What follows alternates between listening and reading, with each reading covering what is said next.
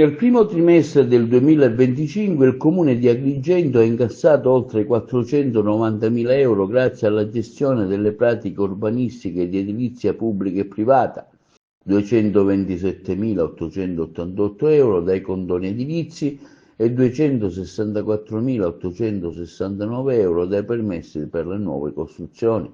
Questi numeri confermano il trend positivo che abbiamo registrato durante i 4 anni precedenti dell'amministrazione Miccichè, periodo nel quale sono stati complessivamente incassati oltre 8,7 milioni di euro, di cui 4,1 milioni derivanti dai condoni e 4,6 da permessi di costruzione.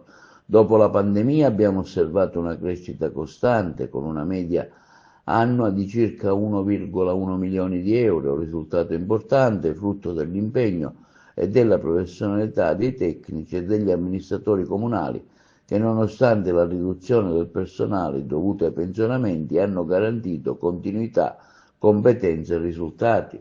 La performance registrata nel primo trimestre di quest'anno rappresenta un miglioramento rispetto agli anni precedenti, dimostrando l'efficacia del sistema che abbiamo costruito a sostenerlo nel tempo.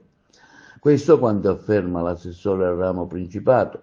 Questo è anche un risultato politico rilevante che riflette un aumento della produttività degli uffici.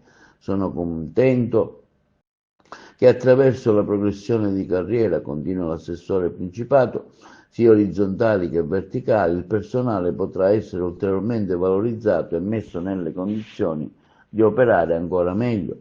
L'amministrazione comunale ha dato indicazioni precise e ha fornito gli indirizzi politici necessari per sbloccare le risorse finanziarie indispensabili al raggiungimento di questi obiettivi, un impegno che il sindaco ha assunto e che stiamo portando avanti con determinazione. Personalmente, afferma l'assessore al ramo Principato, sono molto soddisfatto perché in pochi avrebbero scommesso sul raggiungimento di questi numeri. Questo risultato dà finalmente il giusto riconoscimento alla forza lavoro che quotidianamente opera negli uffici comunali con serietà e dedizione, garantendo servizi più efficienti e maggiore certezza per i cittadini.